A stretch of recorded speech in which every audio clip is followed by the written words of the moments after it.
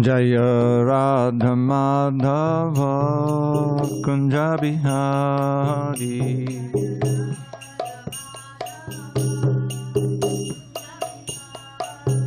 Jaya Radha Madhava Kunja Bihari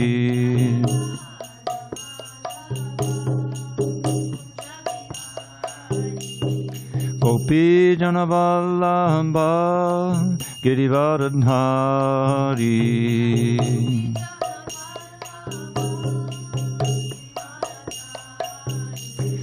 Gopi Janavallabha Girivardhari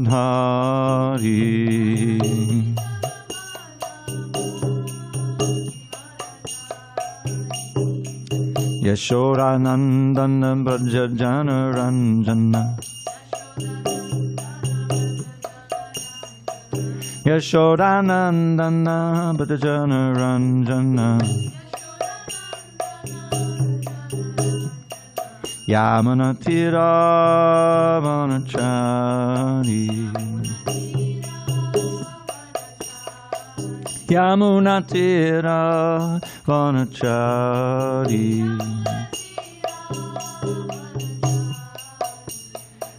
Hare Krishna, Hare Krishna, Krishna Krishna, Hare Hare, Hare Rama, Hare Rama, Rama Rama, Hare Hare.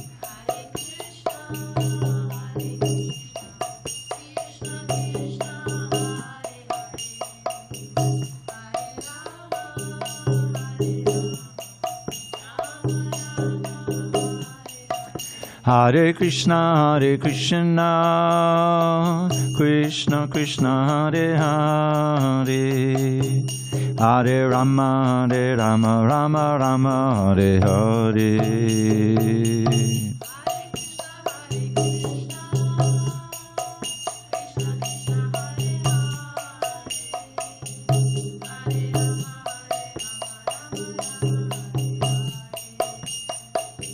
Hare Krishna, Hare Krishna, Krishna Krishna, Hare Hare, Hare Rama, Hare Rama, Rama Rama, Hare Hare.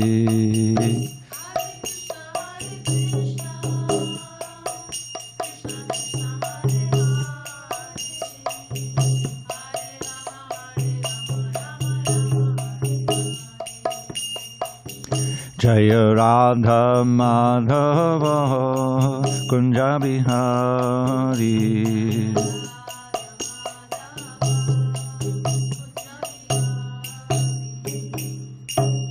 Jai Om Vishnupad Paramahansa Parivajaka Ashtotar Shri Srimad Divine Grace Srila A.C. Bhaktivedanta Swami Prabhupada Ki Jai ISKCON BBT Founder Acharya Srila Prabhupada Ki Jai Jai Om Vishnupad Paramahansa Parivajaka Ashtotar Shri Srimad Divine Grace Srila Bhakti Siddhanta Saraswati Thakur Ki Jai Ananta Koti Vaishnavinda Ki Jai Namacharya Srila Haridas Thakur Ki Jai Srimad Bhagavad Gita Ki Jai Samaveda Bhaktavinda Ki Jai. All glories to the assembled devotees. All glories to the assembled devotees. All glories to the assembled devotees. All glory to Shri Guru and Gauranga. Okay. Om Namo Bhagavate Vasudevaya. Om Namo Bhagavate Vasudevaya. Om Namo Bhagavate Vasudevaya.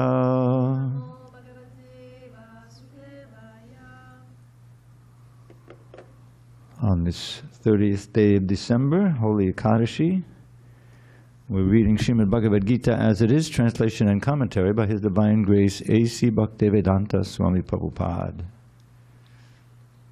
And, oh, I'm sorry. Let me try that again. We might have some men coming. That's the men's side. If you could sit here if you want. Sorry about that. All right, let's try that again. On this 30th day of December 2025 in San Diego, Holy Ekadashi Day, we're reading from Srimad Bhagavad Gita as it is, translation and commentary by His Divine Grace A.C. Bhaktivedanta Swami Prabhupada. We are in chapter 15 entitled The Yoga of the Supreme Person. Text number 7 on page 599. Do you want to get a book? You have it on there? Okay. Okay. Text 7, chapter 15. She doesn't, yes, she said, Mamaya Vangsho, Jiva Loke, Jiva Bhuta, Sanatanaha, Manaha, Shashtani Indriyani, Prakriti, Stani, Karshati, Mamaya Vangsho, Jiva Loke, Jiva Bhutak Sanatanaha Manakshastan Indriyani Prakatistani Karshati Mamaya Vangsho Jiva Loke Jiva Bhuta Sanatanaha Manakshastan Indriyani Prakatistani Karshati. Page 599. If you want, 599. Mamaya Vangsho Jiva Loke Jiva Bhutak Sanatanaha Manakshashtani Indriyani Prakatistani Karshati. Mamaya Vangsho Jiva Loke Jiva Bhutak Sanatanaha Manakshastan Indriyani Prakatistani Karshati. Mamaya Vangsho Jiva Loke Jiva Bhutak Sanatanaha Manakshastan Indriyani Prakatistani Karshati. Mamaya Vangsho Jiva Loke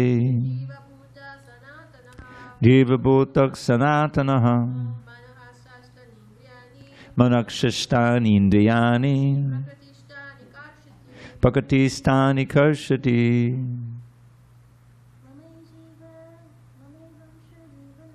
Mamaya Vangsho Jiva Loke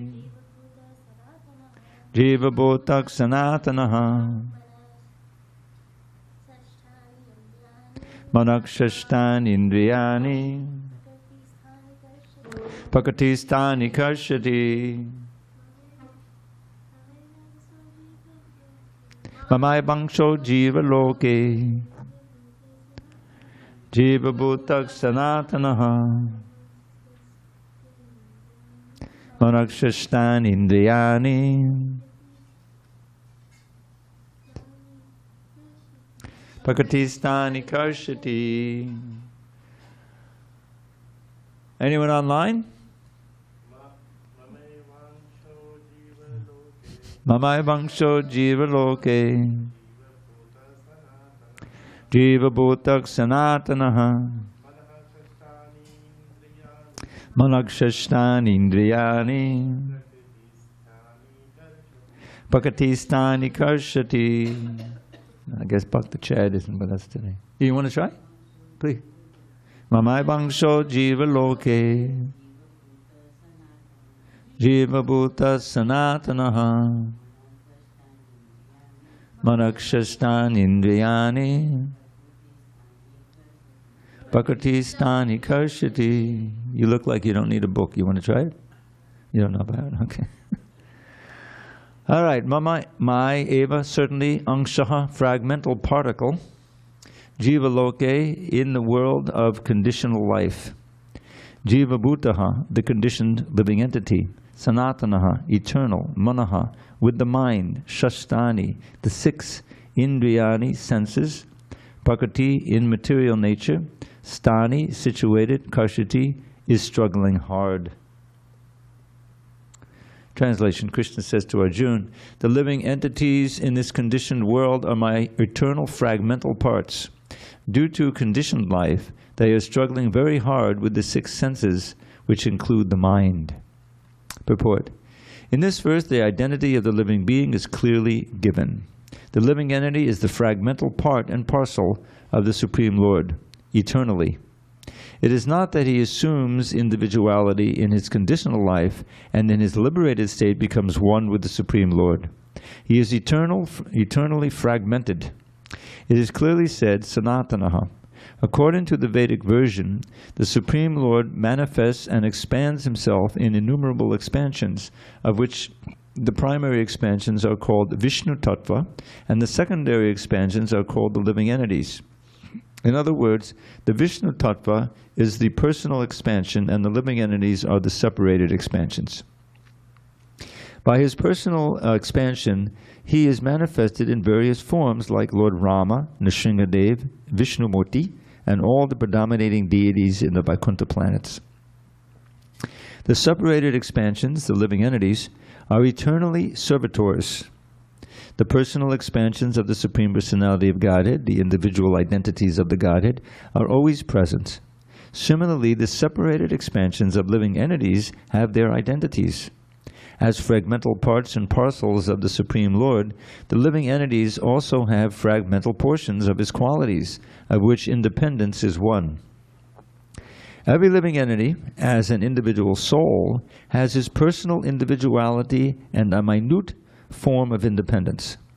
By misuse of that independence, one becomes a conditioned soul, and by proper use of independence, he is always liberated. In either case, he is qualitatively eternal, as the Supreme Lord is. In his liberated state, he is freed from this material condition, and he is under the engagement of transcendental service unto the Lord. In his conditioned life, he is dominated by the material modes of nature, and he forgets the transcendental loving service of the Lord. As a result, he has to struggle very hard to maintain his existence in the material world. The living entities, not only human beings and the cats and dogs, but even the greater controllers of the material world, Brahma, Lord Shiva, and even Vishnu, are all parts and parcels of the Supreme Lord. They are all eternal, not temporary manifestations. The word karshati, struggling or grappling hard, is very significant. The conditioned soul is bound up as though shackled by iron chains. He is bound up by the false ego, and the mind is the chief agent which is driving him in this material existence. When the mind is in the mode of goodness, his activities are good. When the mind is in the mode of passion, his activities are troublesome. And when the mind is in the mode of ignorance, he travels in the lower species of life. It is clear, however, in this verse, that the conditioned soul is covered by the material body with the mind and the senses. And when he is liberated, this material covering perishes, but his spiritual body manifests itself in its individual capacity. The following information is there in the Madhyandinayana Shruti. Sava esha brahmanishta idam shariram martyam atisrijya brahmabhisampadya brahmana pashyati brahmana shrinoti brahmana vedam sarvam manubhavati. It is stated here that when a living entity gives up this material embodiment and enters into the spiritual world, he revives his spiritual body, and in his spiritual body he can see the Supreme Personality of Godhead face to face. He can hear him and speak to him face to face, and he can understand the Supreme Personality as he is. From Srimad Bhagavatam 3:15-14, also it is understood, Vasanti yatra purusha sarve vaikunta murtayaha. In the spiritual planets, everyone lives in bodies featured like the Supreme Personality of Godheads. As far as bodily construction is concerned, there is no difference between the part and parcel living entities and the expansions of Vishnumurti. In other words, at liberation, the living entity gets a spiritual body by the grace of the Supreme Personality of Godhead. The word mamaivangshaha, fragmental parts and parcels of the Supreme Lord, are also very significant. The fragmental portion of the Supreme Lord is not like some material broken part. We have already understood in the second chapter that the spirit cannot be cut into pieces. This fragment is not materially conceived. It is not like matter, which can be cut into pieces and joined together again. That conception is not applicable here, because the Sanskrit word sanatana, eternal, is used. The fragmental portion is eternal. It is also stated in the beginning of the second chapter that in each and every individual body, the fragmental portion of the Supreme Lord is present. Dehinosmin yata dehe. That fragmental portion, when liberated from the bodily entanglement, revives its original spiritual body in the spiritual sky, in a spiritual planet, and enjoys association with the Supreme Lord. It is, however, understood here that the living entity, being the fragmental part and parcel of the Supreme Lord, is qualitatively one with the Lord, just as the parts and parcels of gold are also gold. Om Jnana Timirandasya Jnanandana Shalakaya Chakshu Unmilatam Mena Tasmai Shri Gurave Namaha. I was born in the darkest of ignorance, but my spiritual master Srila Prabhupada opened my eyes with the torchlight of knowledge. I offer my humble obeisance unto him and all members of Sri Parampara, the disciplic succession. So Srila Prabhupada has given us a very substantial purport to this very important verse. And just one word, one note on the editorial, because that's my original perspective. I approach these books. Prabhupada uses the word fragmental here maybe 6 or 10 times. And if you look up fragment in the dictionary, you'll decide it is something that's broken. If you break a pot on the ground, you'll have a bunch of fragments, you see? But Prabhupada makes the point here in the purport somewhere that it's not the ordinary use of the word fragmental. Basically what it means is the examples are given of the sun and the sunshine, or the ocean and a drop of ocean water. The little photons, they call them, right, the little particles of sunshine, they have a minute portion of light and a little minute portion of heat. And you add up millions and trillions of those photons and you get the sunshine and the heat and everything. So the sun has vast heat. And the little particles, the anksha of the sun, they also have heat and light. Similarly, the ocean water here, you go out there with a little bottle and you get some ocean water and you analyze it and you find, yeah, it's got the same chemical composition as the ocean. It's salty and it's got the other elements in there. But it's tiny little bit. It's qualitatively the same, quantitatively much different. So similarly, we are qualitatively the same as Krishna. We are pure spirit. That's there in the beginning of the Bhagavad Gita, when Krishna describes Dehinosmin yata dehe, the transmigration of the soul in this very body, through different bodies. All of us can remember a little bit when we were 8 years old. Maybe we can't, or maybe but little things. There's some memories still, and then all through there's so many experiences. Some stand out more than others, highly emotional, whatever. But we can, if we review, we say yes. My body's been changing constantly. My mind has certainly changed. My body has changed. But I am the same person. What is it that is the same? The soul, the Atma, unchangeable, eternal. A key verse in the second chapter. Najayate mriyate va kadachan nayam bhutva bhavita va nabuya ajo nitya shashvato yam purano nahanyate hanyamane shirere. So, for the soul, there is neither birth nor death at any time. The soul does not come into being, has not come into being, will not come into being, meaning that there aren't new souls being generated all the time. The souls are, as explained in the third line, Aja, Nitya, Shashvata, Yam Purano. Every one of those adjectives could be applied to Krishna also. Unborn, eternal, ever-existing, primeval. And then the last line, the soul is not slain when the body is slain. He's speaking on the battlefield. He's trying to encourage Arjuna that ultimately no one is going to die here, And because I'm on the battlefield here, anyone who dies on both sides is going to get a much better situation, simply because Krishna is present. You see. So, this verse, mama eva angsha. This word angsha means part and parcel. In part and parcel means that the part and parcel has the qualities of the whole in minute degree. That's the whole idea. And one of those important qualities is independence. Krishna is supremely independent. He's God. He can do whatever he wants to do, whenever he wants to do it. No one can stop him, right? We can't. When we try to imitate him by trying to enjoy independently and control, that's when we get into trouble. Then we become conditioned by this material energy. Because the material energy is actually more powerful than we are. So, but without that independence, there's no meaning to the word love. Love has to be freely given. Otherwise it's not love, it's slavery. And so that's what, but that's what the spiritual world is all about. That's what bhakti means, loving devotional service. And Krishna says, he declares, you know, I cannot be controlled by anything except love, the love of my devotees.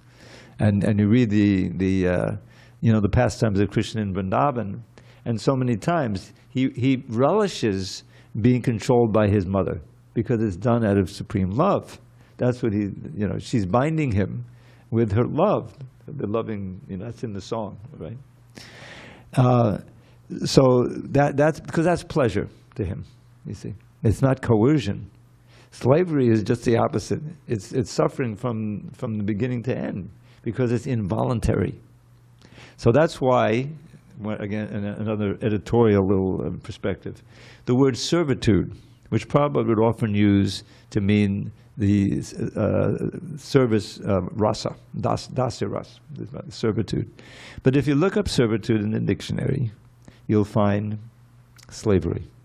It's not voluntary, and therefore dasa rasa is not really servitude. So we're going through, and servitudes are going to become servitorship, which is perfectly fine. That's accurate, just to let you know. So anyway, aside from the different linguistic aspects here, now manakshastan indriyani prakristani karshati. Karshati means to struggle hard. It's based on the word pull. Krishna's actually name comes from Karshati because Krishna. He's so attractive, so it's Krishna. But this is not attraction, this is struggling. It's just like, imagine a big plow, you're pulling hard in the earth, and so much, it's like. So this is what our life is like in the material world. Struggling very hard with the material energy, because this is really alien to us. We're from the spiritual world. We're exiles here. How many times I once counted, the database, we have this database of all the Vedic literatures. It's free now. It used to cost $125 when it first came out. Now it's free. You can just log on and download it. And it's got all of Prabhupada's books and many other books written by devotees. For instance, the Brihad Bhagavatamrita.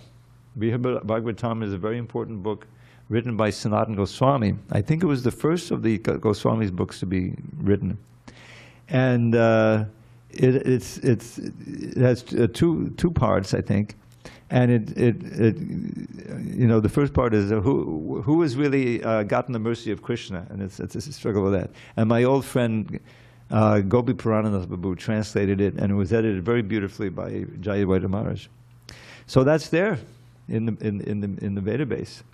And other writings of the acharyas. I personally sent up because I had access to it.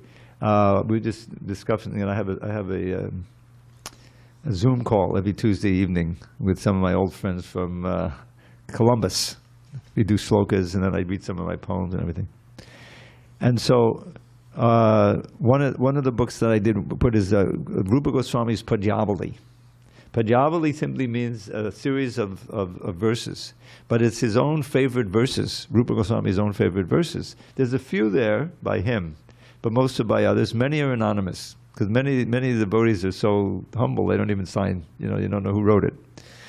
And there's 400 verses in there of his favorite verses. And I'll give you one sample, which I put into a poem.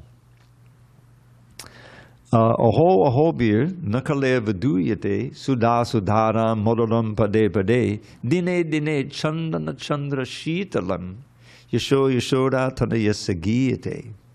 Because at every step they drink a flood of wondrous nectar sweet, whose cooling power sandal paste enhanced with camphor can't defeat. They feel as if the raging blaze of Kali's days had ne'er begun. How blessed are they who fill their days with praise of Shri Yashoda's son. And you see, when you analyze the life of the great devotees, this is what they do. From the moment they wake up to the moment they take rest, and often they take very little rest. The Goswamis would sleep 1 hour, 2 hours. They're either writing books about Krishna, or they're glorifying Krishna together within some sangha, you see. Somehow or other, their whole life is dedicated to glorifying Krishna and spreading the glories of Krishna for the benefit of others. This is the life of pure devotion. And we saw it with Srila Prabhupada.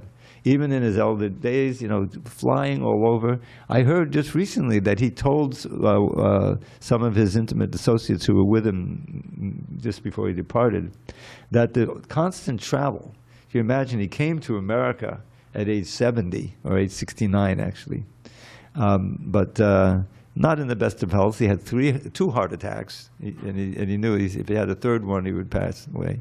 Krishna came to him in a dream and told him, don't worry, I'm going to take charge of the ship. He was on a cargo ship. It wasn't an ocean liner or a cruise ship. And so it was very uncomfortable, and seasickness and everything. And then the crossing became very smooth. In other words, Atlantic Ocean in like July, September, August, September, that's hurricane season. I lived in Miami for 6 years.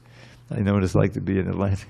But the Atlantic, it was so smooth that the captain's wife, who happened to be traveling with him, she was joking with Swami, can you please come back with us? That was the smoothest crossing we ever had, And then from there, it was more, hurricanes. It may have been on land, but, to try to get established, and then all the struggle, So what was he doing it for? Why not just retire in Vrindavan? He was situated so nicely, chanting and everything. Because he had his mission given to him by his spiritual master. When he first met Bhaktisiddhanta Saraswati in 1922, he was a young man. He had a position as a manager of a Ayurvedic chemical, medicine company, something like that. And he had, I think, at least one child born already, in his marriage. So he went to see him with a friend, and the first thing that Bhaktisiddhanta said after they had offered obeisances, they got up and said, "You're some young, intelligent, educated young men. Why don't you spread Krishna consciousness all over the world, or outside of India?" So Prabhupada was part of Gandhi's movement, and he at that time, and so he said, "Oh, India is not independent now. Who will listen to us? We have to get independence first." Bhaktisiddhanta said, "No, Krishna consciousness is so urgent, it can't wait. Independent or no independent." Anyway, Prabhupada was very impressed, and he later took initiation, of course, And he was still given that mission, but he was, he had his job, he had his family, and he was also helping the Gaudiya Math as much as he could. And at a certain point, he saw that it was, he was becoming more and more involved in the preaching and the mission, and it was the family connection didn't work after a certain point. He took sannyas. Anyway, the point is that he made great material sacrifices, and after he came, the same thing, establishing and then traveling all over the world. And I don't know if I mentioned this, that he said that all that travel, 13 times around the world in his 70s, he said it took 10 years off his life, He passed away at 81. But anyway, at every moment, he was feeling the connection to Krishna, and I didn't have so much personal association with Prabhupada, but I knew many who did, and of course there's so many videos and accounts, and he was always situated in that transcendental state, peaceful, blissful, and in that sacrifice of trying to give Krishna to others, knowing that this is the best thing for them, for everybody. And that made him very dear to Lord Chaitanya. He got all this mercy. So that mercy is still available, that same consciousness. And that's what this Krishna consciousness is all about. So back to our verse. We are eternal, we're jivas, we're part and parcel of Krishna. And we're, in the conditioned state, we're struggling very hard with the six senses. What are those six senses? Well, we know the five senses of, seeing and hearing and touching, smelling, tasting. I'm sorry? I know. That's the five senses, but then there's the sixth sense, which is the mind. Yeah, that's mentioned here. So the mind is also considered a sense. And Krishna consciousness, there's nice verses that describe the essence of what it means, Krishna consciousness. So this is one by Rupa Goswami, I think. Anasaktasya vishayan yataham upayunjata nirbandha Krishna sambandha yuktam vairagya uchite. This is the definition of yukta vairagya. This is not what I was looking for. But this one is also very good. Anasakta vishayan, not being attracted or attached to enjoying the objects of the senses, but using the senses in the service of Krishna. This is the definition of bhakti. Sarvapadi vinimuktam tatpadadevanam rishikena rishikesha sevanam bhaktaruchite. Upadis. What are upadis? These are our false designations, bodily designations. I'm an American, I'm an Indian. Even I'm ultimately male, female, this is also designation. So, but all of us are one in the sense that we're all part and parcel of Krishna, and we have our relationships of service and love with Him. And that's what real mukti means, to discover that and to act in that relationship. What is mukti? That's defined in the second canto of Bhagavatam. Muktir hitpa anyata rupam swarupena bhavastitihi. So mukti is defined not just of being liberated from birth, old age, disease, and death, merging into Brahman. This is what the impersonalists feel. Oh, I've made it. Now I'm in the white light of Brahman. No more birth, no more death. Now what do I do? There's nothing to do. No bhakti, no Bhagavan, everything is... So they can't stay there. Patantyado, this is said in the Bhagavatam. They kind of eventually fall down and get involved maybe in, philanthropic work, whatever. But when we use our senses in the service of the master of the senses, this is what he's Rishikesha. Krishna is the master of the senses. That means he's the master of our senses. We're in rebellion now. We're trying to enjoy the senses and sense gratification. But that's the substance of our bondage. When we're in that mood, eventually what happens? Well, the body eventually dies, and we have a whole series of enjoyments that we had that planted desire seeds, which now can't be fulfilled. Plus we have all our karma, and all of that brings us back to another physical body. And unfortunately, in this age, chances are very high that we'll commit all kinds of sins because it's Kali Yuga, and we may very likely lose the human form of life. And Krishna says in the second chapter, this is the great, most fearful danger, is to lose the human form of life. You don't have to tell me the first word anymore. Neha bhikramanashosti pratyavayana vidyate svopamapyasa dharmasa trayate mahato bayat. Right there in the second chapter, very encouraging verse.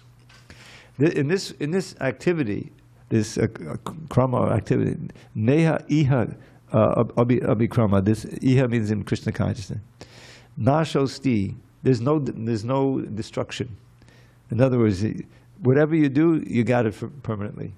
Just attending this class, and I'm not saying, but basically I'm just giving what's here in the book. So you've done some devotional service. I think most of you have done a little more than that. But anyway, even if this is all you've done so far, it's in your permanent bank account. That means you'll be free from the greatest. Pratyavaya suopam, not just swalpam, but suopam, even a little bit of devotional service. Swalpam apyasa dharmasa trayate mahato bayat. Mahato bayat means the greatest. It sounds like fear, but baya can mean danger also. This is one of the wonderful characteristics of Sanskrit, is that the words can mean something or that which causes it. Just like every morning we sing the word gati, what is it? Sri Guru Chadana Rati Aise Uttamagati. So attraction for the spiritual master lotus feet is the ultimate what? Goal, or the ultimate means to achieve the goal as well, you see. So that both there. And the same thing is there in the last verse of the Gurvashtaka. Yasya prasadat bhagavat prasado yasya prasadat nagati kutopi. You see? By the mercy of the spiritual master, you get the mercy of Krishna. But without the spiritual master, there's no means of advancement. Gati here means not the goal, but the means to achieve the goal. So in the same way, this word bhaya can mean fear, or it can mean that which causes fear, which is danger. And mahato bhayat means the greatest or most fearful danger. And that is you won't find it if you look in the second chapter and find that verse. That translation is going to be revised a little bit. Rather than protects you from the most dangerous type of fear, which is Prabhupada had said originally. It's really what he meant is the most fearful type of danger. Every time he referred to the verse, even the word by words, the word bhaya is translated not as fear, but as danger. And whenever he quoted that verse, he said, yes, it can protect you from the greatest danger, which is losing the human form of life. Why is that the greatest danger? Because how did we come here to this human form? Up, up, up, up, up, up. So many, what is that? Labdvasudurlamamidam bahusambhavante. This is in the 11th canto. You've attained is very difficult to attain. Sudurlamamidam, after many, many births. Unfortunately, many of those births, means up through the species. Now here we are, human beings, all of us. Manusham, the same word, man, manusham. Artadam, it can give the greatest value. Not money, artha can mean money, but it can mean anything of value. And in this case, it means pure Krishna consciousness, pure love for God. But like all forms, anityam, it's not eternal. Time is the most valuable thing, it's ticking. So one has to be dhira, very thoughtful and sober-minded. And when one understands, then turnam, without wasting a second, immediately, yateta, strive. Just like the yati is a word for sannyasi, could be one of those always striving. Turnam yateta napateta nomritya yavad. As long as your body hasn't fallen yet, you have some energy, Anumrityu, the death is always on our shoulder. You never know. I-5, you know how dangerous it is. Someone's in their Tesla, put it on automatic, get in the back seat, take a nap. You look over there, there's no one in the driver's seat. It's dangerous, isn't it? They've called somebody. So anyway, so we know it's a dangerous world. That pandemic reminded everybody, you go to the grocery store, oh my God, who's exhaling nearby? Let me put that mask on, right? Remember the pandemic? Hare Krishna. So that's what it means to be in this world. So anumritya yavat. So death is always following us, but as long as you're still alive, then strive for what? Nikshayasa. Not just shreyas, but the ultimate good. The ultimate absolute good, which is pure devotional service to Krishna, pure love for God. That is the goal of life. It includes mukti, and it will take you back home, back to God, into the spiritual world.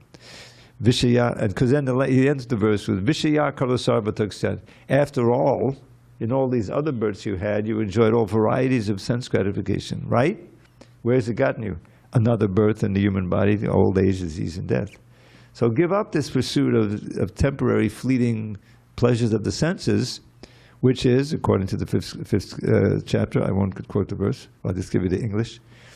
It says, Krishna says 5:22, intelligent persons do not take part in the pleasures that derive from the senses contacting the sense objects. O son of Kunti, such pleasures are the sources of all misery, and they have a beginning and an end, and so the wise do not take their pleasure there. But we're pleasure-seeking beings. We're part and parcel of Krishna. Where do we get our pleasure? Krishna consciousness. By serving Krishna, being Krishna conscious, kirtan, worshipping the deity, prasadam, that's where real pleasure is. And the more we can find how to taste that pleasure, the more we'll say, oh, I don't even want to think about sense gratification anymore. I like to tell this story. I'm an old guy. I remember when they opened McDonald's, early 60s. I was in a bowling league. I was about 12 years old. And we used to go every Saturday, you know, and one day we saw there was construction, and after a while what took place, you know, Madison with a McDonald's restaurant. So, oh, this is great. You know, now we can have our cheeseburgers and fries before we go bowling, you know. So that was something we aspired for. So fast forward, you know, I eventually became a vegetarian, joined the Hare Krishnas, and ironically, I've lived right across the street from McDonald's restaurant down here for the last 25 years. I've been in that apartment, and not once have I thought, well, let me go have it just one time, the French fries, and you know, no, it's you know, it's just like the taste is gone. It's like, whew, how could I ever do that? So that's the blessing. Vairagya Vidya, Nija Bhakti Yoga. The verse in the second chapter, first canto. Vasudeva Bhakti Bhakti Yoga Prayojitaha Janayati Ashu Vairagyam Jnanam Chayarahoitakam. This is a very important passage. We made it into a book. The verses, the purports, and Prabhupada's comments on them. He would comment. I think it's 1 to 6 through 1 through 20 or so, like that. And it's a full lesson in Krishna consciousness. And the question of the sages is, to Sutta Goswami, what is that dharma by which the soul can become completely satisfied and happy? You see? So he answers, Savai pungsang paro dharma yato bhakti radhokshaje haituki apratayata yeyatma suprasidati. Suprasidati means supremely satisfied. So, Savai pungsang for human beings, pungsang, the supreme dharma, is devotional service to Adhokshaja. It's the name for Krishna, means the transcendent Lord. But there's two conditions. It has to be a hoituki and a pratayata. A hoituki means without any tinge of material motivation. It's not that we go to church or we go to the temple and say, oh Lord, please give us this day our daily bread, you know, or please, you know, give me a raise in my labor, you know, whatever it may be. You know, material motivation. That's a common. My people go to the temple or a church, but that's not bhakti. There's no material. Our prayer is, Lord Chaitanya taught us how to pray. Nadanang nasundarim kavitava jagadish kamaye mama janmani janmanishwade bhavata bhaktida hoitukitahi. Very important verse. So he's negating all the things that people usually, wealth and women, followers, the fruits of mundane piety, liberation from this world of limitless anxiety. For me, O Lord, these common goals have not the slightest worth. Let me serve you purely now and in each future birth. See? He's saying that, no, I don't want anything material, even liberation. That's, yes, please have a seat. We have another 15 minutes of class. So you see, birth after birth, let me have devotional service to you. Unmotivated, loving devotional service. So that we can pray for that. Why is that? Because that situates us in our eternal Swarup, our actual original form. And Lord Chaitanya's instructions. You know, it's Krishna himself. So Sanatana Goswami asks that, you know, first he was in a position, he had been born in a Saraswat Brahmin family, but he had been drafted, if you will, into the service of the Nawab Hussain Shah. He and his brother, Rupa Goswami. Now, according to the Wikipedia, they were younger than Lord Chaitanya. Lord Chaitanya was 24 when he took sannyas. And Sanatana was like 22 and Rupa was like 20. Look it up. Now maybe they have a different version, but anyway, whether they're young or old, they were right and left hand, finance minister and the prime minister. They were very intelligent. But when they met Lord Chaitanya, what did Rupa Goswami do? He composed a verse. I don't know if he composed it instantly like that. Famous verse. Namo Mahavadanyaya Krishna Prema Padayate Krishnaya Krishna Chaitanya Namne Gaura Tujay Namaha. I offer my humble obeisance to the most munificent avatar of Krishna. Why? Because Krishna Prema Padayate. He's giving the thing that's billions of times more valuable than winning the lottery here, which is up to $999 million. That means they didn't have enough zeros. It's really over $1 billion, you see? Forget it, you know?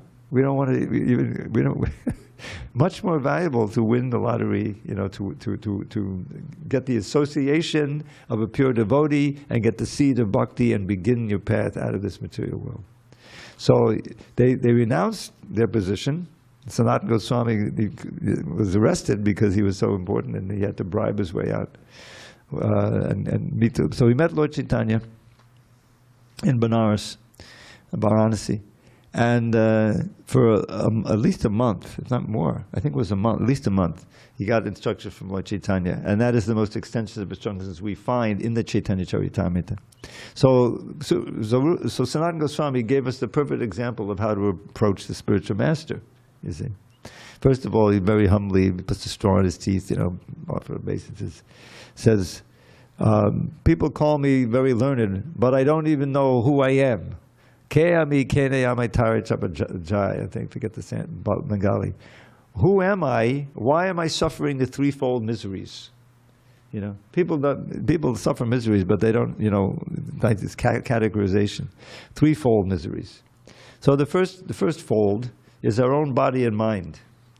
You may have plenty of money in the bank, and weather is fine. You're living in San Diego, and for everything. But the person who you loved, has left you for someone else, or you found out you got a diagnosis, you have terminal cancer. Oh my God! Now I get, so you're suffering like it. Suddenly your own body and mind is giving you suffering. No one outside is doing it. The weather is fine like that. So that's the first one, adhyatmic. Then there's adhibautic. Adhibautic, commonly, we all know what that means. It means others. It could be human beings. Probably to give the examples of bed bugs. When he was in Vrindavan, that sometimes he said, first time I went to India, Mayapur. There's some pretty strong mosquitoes there. I was chanting, anyway. So, adhibautic. So we all experience. And then there's adhidaivik, like climate change. You're not doing it, you're just living your life, and suddenly there's drought, there's a storm. We're trying to have a kirtan tomorrow night. It's supposed to rain, Indra's not cooperating. He knows, he forgot. He's going to get punished. Anyway, so adhyatmic, adhibautic, adhidaivik. We all know these miseries. We may not the names, So that's what material life is like. We made our decision to turn our back on Krishna, come to the material world. That means getting a material body. That means these adhibautic miseries. So he says, who am I? Why am I suffering? If I don't know these things, what's the use of all my knowledge? Because he knew Sanskrit, he knew Persian, So then Lord Chaitanya, he gave this verse. This verse is worth memorizing. This is Krishna speaking as Lord Chaitanya. Jivera swarupoi Krishnera nityadas. Krishnera tatasta shakti beda bed prakash. This is the foundation of the whole practice of Krishna consciousness. First of all, to understand that every jiva, each one of us is a jiva soul, a fragmental portion of Krishna, the Supreme Soul. So our swarup, our eternal identity, is to be a servant of Krishna. Now, that's the different varieties of service. There's dasya ras, just being a humble servant, but there's also the friends, sakya ras. They're also great servants of Krishna. They're bringing him great pleasure. Let's go, said Krishna, don't delay at all. And he and Balaram began to run ahead of all their coward friends who called, "Oh Krishna, Rama, let us join the fun." And off they ran to Braja's forest haunts, to play in every bower, grove, and sward. The sward is a meadow. The boys would tease their friend with playful taunts, forgetting his position as the Lord. Shri Krishna is inviting us as well to join him in his pastimes, which enthrall. The wise heed Krishna when they hear him tell, "Let's go, my friends, do not delay at all." And that's what this verse is saying. Don't delay. He says, turnam, immediately. So back to our verse. Turnam yateta nabatena nikshayasaya. Strive for the ultimate good. The ultimate good is pure love for Krishna, which includes mukti. That's our byproduct. Vishayakalas, because after all, he ends with the verse, you enjoyed all kinds of varieties in all these other births, and what has it gotten you? Another birth in the material body to suffer old age, disease, and death. So give up that sense of trying to enjoy your own senses. Rather, try to please my senses. Krishna says, I think he's speaking this verse, and you'll find that you're much happier. You're enjoying like anything. That's what it means. These cooks are cooking now, right? They're cooking there, and the pujaris are getting ready to dress the deities for the evening, you know. So they're thinking, oh, well, you know, how will Krishna be pleased if I put this on or put that, and this fragrance and this, you know. They're not thinking, oh, how do I look, you know? What is my... No, they're dressed in simple, you know, dhoti, kurta, saris, whatever it may be. So, I think, oh boy, 8:07. Any comments or questions? We've made a lot of kind of side roads on this, but this verse can be studied, and the purport. It's a seminal verse. If you understand this verse, how we're of Krishna, part and parcel, and that we're within the material world, struggling against the material world. How can we end that struggle? How can we regain our original swarup? You know, through the process of bhakti. That's the whole idea. As systematically explained by Rupa Goswami in his Nectar of Devotion.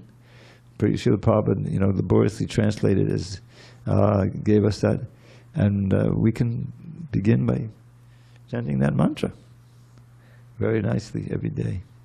And you're all invited to the party tomorrow night, downtown, beginning at 10:30, at the corner of E Street and 4th Avenue. And then we're going to have a kirtan. This is the yearly New Year's Eve kirtan. And it may be even more ecstatic because it's supposed to rain. So we can all just transcend the material elements and just go out there. Okay, if there are no questions or comments, we'll have our little poetic coda. We already had one or two poems. So, let's see. Okay, so this is a poem about the importance of the holy name. And it's based on a verse that Haridas Thakur, Namacharya Haridas Thakur, many of you know he was the acharya for chanting the holy name. In a discussion with Raghunath Das, he wasn't the Goswami yet, he was an adolescent. And he was in the meeting with his father and his uncle. They were both great devotees and wealthy landowners. And so they took the advantage of Haridas's company. I won't tell the whole story. So there's one verse he chanted to explain how even once chanting purely can liberate one from all sin, you know, and help one go back to God. So the verse is this. It's a very far out verse. Anghak sanghadadakidang sakadudiha deva sakadadokasya tadaniti vatamiladarading jayatitagam mangalang hare nama. I'm not going to ask you to repeat the verse, I think. So what does it mean? So I wrote a poem encompassing the meaning of the verse and his explanation of it. So first of all, you got to take yourself back maybe 500 years, no electricity, you know, and when the sun goes down and it's a new moon, there's no moon in the sky, it gets very dark. And if you don't have many candles, you know, it can be kind of frightening. So he says, when the moon is invisible, withered to nil, and the sun is long gone from the sky, then an ocean of darkness envelops this world, and the timorous, the easily frightened, and the timorous think they might die. But that thick pall of gloom is at once swept away when the first signs of sunrise appear, and the dawning of day gives assurance to all that in truth there is nothing to fear. In a similar way, when illusion holds sway and the soul has forgotten his Lord, then the darkness of ignorance covers his heart. Sin and suffering are his reward. But as soon as he says Krishna's name even once, in a manner that doesn't offend, then his ignorance flees like the darkness at dawn, and his sin and his suffering end. So there's nothing to fear, for the sun of the name has appeared with his powers divine. In your hearts, may that sun, benedictive for all, become fixed and eternally shine. This is Bandit Narayan Swami's favorite, one of my poems. He likes that one a lot. So, with that in mind, let us adjourn and get ready for a nice little kirtan with Sri Radha Giridhari, Gauranitai, and Jagannath Baladev Subhadraji. Thank you very much for attending. All glories to Srila Prabhupada.